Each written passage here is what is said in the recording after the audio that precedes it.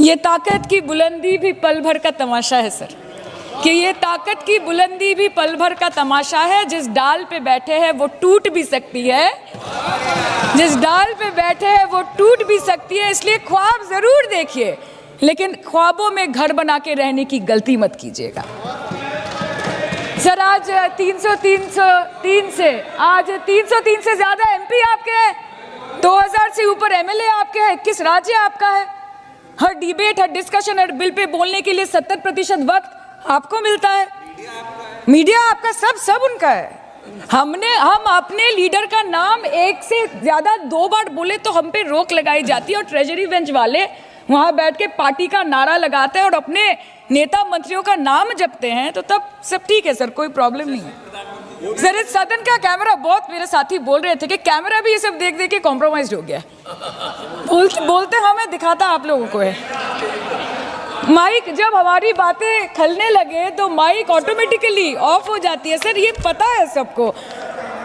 Magazine दिखाना, किताबों से कोट करना राहुल जी, अखिलेश जी, अभिषेक जी को अलाउड नहीं है, पर ब्लू आइड बॉय को अलाउड है सर, अलाउड है सर। मैं नाम नहीं ले रही हूँ, अच्छी बात बोलिए। आप सही कहते हैं सर कि देश देख रहा है, देश सच में देख रहा है कि कैसे ऑपोजिशन आ भी करती है तो हो जाती है बदनाम, और वो कत्ल भी करते हैं तो चर्चा नहीं होता। और हम मानते हैं कि एलओपी का सलाहकार कोई नहीं है सर, परंतु प्रधानमंत्री जी का सलाहकार बनके उनको सदन में आने से रोक दिया ये कहकर कि महिला सांसदों से उनको खतरा है। सर आपने तो हमको देशवासियों के सामने आतंकवादी बना दिया, और जबकि असली आतंकवादी इस देश में साइकिल चला के घुस जाते हैं और पैदल वापस चले जाते हैं, आप उनको रोक नहीं पाते। भारत पे चीन का आग्रासन आप रोक नहीं पाते। भारत किससे तेल खरीदेगा, कितने दिनों के अंदर खरीदेगा, किससे दोस्ती निभाएगा, किससे दुश्मनी बरकरार रखेगा, कोई और देश का राष्ट्रपति हमें ट्विटर पे आके लेक्चर देता है, इंस्ट्रक्शन देता है, आप उसको रोक नहीं सकते। और सदन में हम सांसदों को रोक के you feed on your ego. Sir कृपया इतना भरोसा रखिए कि लड़ाई नीतियों की है, विचारों की है, आपके और हमारे परिवारों की नहीं, इस देश के लोगों के अधिकार की है। हाँ लड़ते हैं हम आपसे, हम लड़ते हैं आपसे, संविधान हाथ में लेके लड़ते हैं, हाथ में हमारे तलवार नहीं है सर। और सर ये देश के लोग समझ गए हैं कि आपको महत्वपूर्ण विषयों पर बात नहीं करनी है, महत्वपूर्ण विषयों पर बात नहीं करनी है सर, के ऊपर चर्चा चल रहा है। सर पार्लियामेंट्री प्रोसीजर कभी सर मुद्दे पर भी आना कीजिए, चर्चा नहीं करनी है सर, ठीक है। बेरोजगारी पे चर्चा नहीं करनी है, हाँ जी, शिक्षा पे नहीं करनी है, स्वास्थ्य पे नहीं करनी है, बजट पे नहीं करनी है, प्रदूषण, एसआईआर, डिफेंस, विदेश नीति, नेशनल सिक्योरिटी पे नहीं करनी है, एप्स्टीन फाइल्स पे नहीं करनी है। मुद्दा है स्पीकर्स का रिमूवल, उसके ऊपर बैठ के सिर्फ वाह मोदी जी वाह करना है सर, कीजिए। पर आपसे विनती इतनी है कि डेमोक्रेसी को बचाइए, और कृपया इस सदन को किसी पार्टी ऑफिस मत बनने दीजिए सर, यही दरख्वास्त है।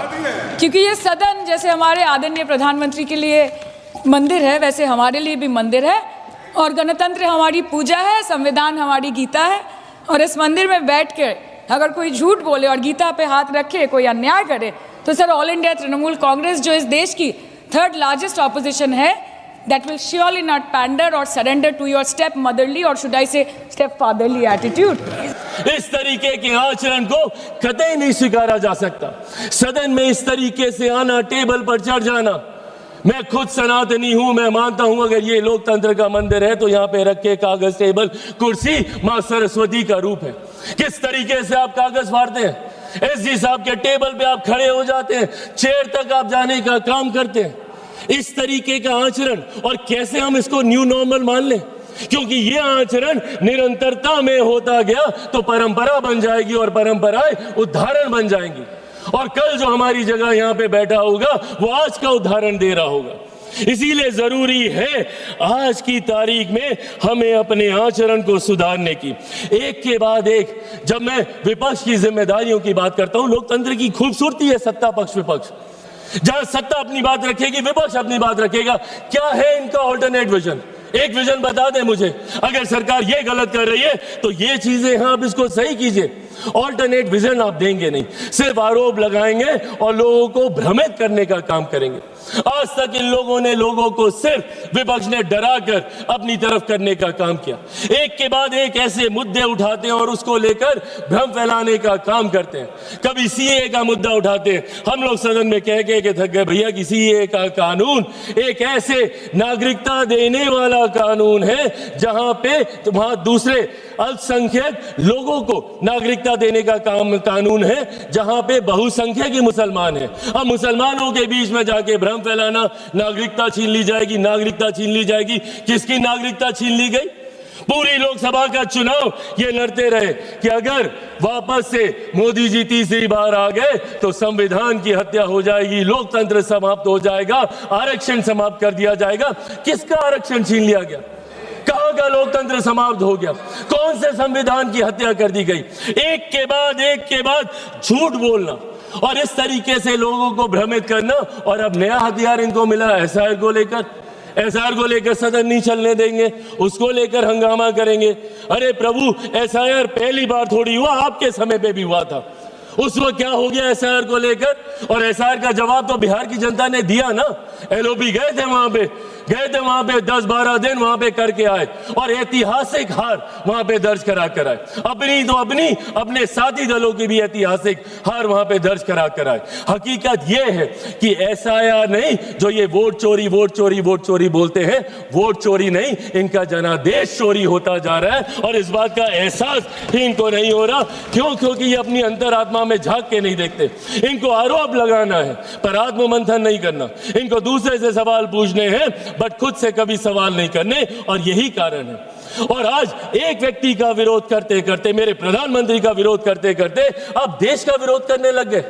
एआई समिट जहां पे अंतरराष्ट्रीय जगह से लोग आए हैं, इंटरनेशनल मीडिया वहां पे मौजूद है, और क्या कर रहे हैं आप? और एक ऐसा समिट जहां पे दूसरे देशों के राष्ट्रीय अध्यक्ष आकर हमारी प्रणाली की तारीफ कर रहे हैं, जिसका विरोध इन्होंने उस वक्त भी किया था। यूपीआई के वक्त इन्होंने कहा था कैसे होगा, एक औरत जो ठेले पे है वो कैसे उसकी पेमेंट करेगी, पॉश मशीन कहां से लगेगी, और आज उसी की तारीफ फ्रांस के राष्ट्रीय अध्यक्ष करके जा रहे हैं। और उस समिट में इन्होंने देश को अपमानित करने का काम किया।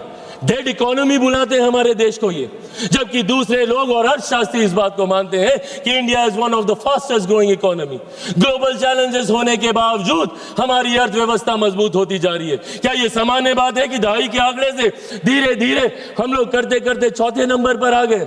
आने वाले दिनों में वो दिन भी दूर नहीं जब हमारा देश दुनिया की तीसरी सबसे बड़ी अर्थव्यवस्था होगा। और ऐसे में आप हमारे देश की इकोनॉमी को और हमारे देश की इकोनॉमी को डेड इकोनॉमी बताने का काम कर रहे हैं।